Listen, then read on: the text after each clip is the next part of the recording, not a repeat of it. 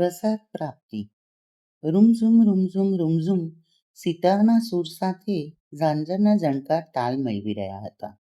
મૃદંગની થાપ સાથે ઠેકા મેળવી રહ્યા હતા. બ્રહ્મલોકની બ્રહ્મસભામાં ભવ્ય નાટ્યારંભ યોજાયો હતો. બ્રહ્મલોકની દિવ્યાંગનાઓ એકથી એક ચડિયાતા નયન મનોહર નૃત્ય કરી રહી હતી. બ્રહ્માજી સિંહાસને બિરાજેલા હતા. એમની આજુબાજુ બેસેલા દેવો મુગ્ધ નયને નૃત્ય જોઈ રહ્યા હતા. ગંધર્વો સાજ બજાવી રહ્યા હતા. કિન્નરો મધુર કંઠે ગાન અલાપી નૃત્યને ચરમ કક્ષાએ પહોંચાડી રહ્યા હતા. ત્યાં તો ઉચિંતાનો જ રસભંગ થયો. ઠેકો ભૂલાયો એટલે સૂર તરડાયો. સાજે પણ સથવારો છોડી દીધો. સૂર સૃષ્ટિમાં વિરહી રહેલા સંગીત રસિયાઓનો ભાવ સમાધિ તૂટી ગઈ. બ્રહ્મદેવનો ક્રોધ બરાબરનો ભભૂકી ઉઠ્યો. ગાયન વાદન અને નૃત્યમાં રસભંગ કે રસસક્ષિત એ ક્યારેય ચલાવી લેતા નહીં. એમની આંખ ઝરતી આંખ નૃત્ય કરેલી રહેલી અપ્સરાઓ પર ફરી ગઈ. એમની નજરે અપરાધી અપ્સરા પકડાઈ ગઈ. એ અપ્સરા હતી સુવર્ચસા. સુવર્ચસા! બ્રહ્મદેવનો બોલ સભાખંડની દિવાલો સાથે ટકરાઈને પડઘો પાડેલો હતો. તું આજે ધર્મ ચૂકી ગઈ છે. અહીં જે કલા સર્જાઈ રહી છે એ તો સરસ્વતી દેવીની આરાધના છે. સરસ્વતી બ્રહ્મચારિણી છે. એ વાત તો તું જાણે છે ને? સુવર્ચસા ધ્રુજી ઉઠી. દિનવદને બોલી, પ્રભુ, હું એ જાણું છું. તો પછી તારું મન ચલિત કેમ થયું? કામ વાસના કે વિલાસ તો શોભે રંગભવનમાં? આ કોઈ રંગભવન કે વિલાસ ભવન નથી, પવિત્ર મંદિર છે. આ પુનિત ધામમાં તારું મન ચંચળ થઈ ઉઠ્યું એટલે તને હું શાપ આપું છું કે મૃત્યુલોકમાં સમડી થઈને તું ઉતરે. સમડીનો સ્વભાવ પણ તારા જેવો ચંચળ જ હોય છે. શાપની વાત સાંભળતા જ એના મુખમાંથી શબ્દો સરી પડ્યા. ક્ષમા કરો બ્રહ્મદેવ, મારી ભૂલ ખૂબ જ મોટી છે. બધી વાત મને સમજાઈ ગઈ. પ્રભુ, એક અપરાધ તો ઈશ્વર પણ માફ કરે છે, પણ તારા જેવા અક્ષમ્ય અપરાધ એમને એમ માફ થતા નથી. તારા હૃદયમાં તારી આ અઘટિત શરમજનક ચેષ્ટા બદલ ભારે પસ્તાવો થશે ત્યારે હું પોતે જ તને ક્ષમા આપીશ. અપ્સરા પશ્ચાતાપ ભરે સ્વરે બોલી, પ્રભુ, મારા વચન પર વિશ્વાસ રાખો. ભવિષ્યમાં આવી ભૂલો ક્યારેય નહીં થાય. આપ તો દયાસાગર છો, મોટા મનવાળા છો. મને માફ કરો. અપ્સરાની વિનયભરી વાણીથી બ્રહ્મદેવનો ગુસ્સો ઓસરી ગયો. એ પીગળી ગયા. અપ્સરા સામો દયાભરી દ્રષ્ટિ કરીને બોલ્યા, પણ તારો શાપ નિરર્થક નહીં નીવડે. સમડીનો અવતાર તો તારે લેવો જ પડશે. દશરથના પુત્રેષ્ઠી યજ્ઞની ખીરનો પ્રસાદ તારો ઉદ્ધાર કરશે. ખીર તો તું ખાઈ શકીશ નહીં, પણ તારા શરીર સાથે ચરુનો સ્પર્શ થશે એટલે તારો ઉદ્ધાર થઈ જશે.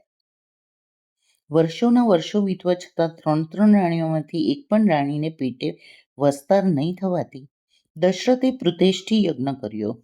યજ્ઞની પૂર્ણાહુતિ પ્રસંગે યજ્ઞવેદીને સાક્ષાત અગ્નિદેવ પ્રગટ થયા. એમના હાથમાં યજ્ઞની પ્રસાદી તરીકે ખીરના 3 ચરુ હતા.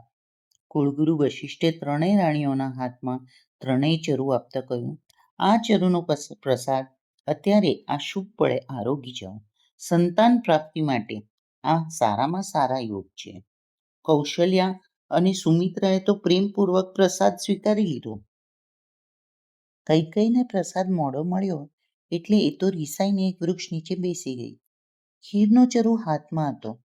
વશિષ્ઠજી એને સમજાવી રહ્યા હતા, પણ જેમ જેમ સમજાવવા જતા હતા તેમ તેમ કૈકેયીની ક્રોધનો પારો ઊંચે ને ઊંચે ચડતો જતો હતો.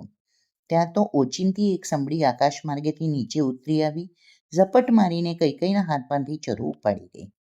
કૈકેયી તો વિસામણમાં મુકાઈ ગઈ. કૌશલ્યા અને સુમિત્રા એની પાસે આવ્યા. પ્રેમપૂર્વક પોતાની ખીરમાંથી અડધો ભાગ કરીને કૈકેયીને આપ્યો. કૈકેયીની રીસ ઉતરી ગઈ.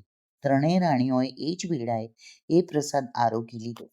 ખીરની પ્રસાદીનો ચરુ ઝપટ મારીને જે સમડી ઉપાડી ગઈ હતી તે શાપિત અપ્સરા સુવર્ચસા જ હતી. વરદાન આપ્યા મુજબ ભોળાનાથના 11મા અંશે એમાં પ્રવેશ કરી દીધો હતો. હવેની કામગીરી પવનદેવને કરવાની હતી. ત્યાં તો શાંત વાતાવરણમાં એકાએક આંધી ચડી આવી. જોરદાર પવન ફૂંકાવા લાગ્યા. આ વાવટોળામાં સમડીની ચાંચમાંથી ચરુ છૂટી ગયો.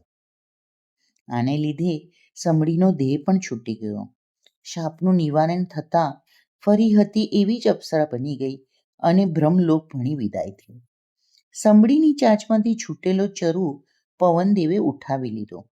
એ વખતે અંજની દેવી માનવ રૂપ ધારણ કરીને સુમેરુ પર્વત પર વિહરી રહ્યા હતા.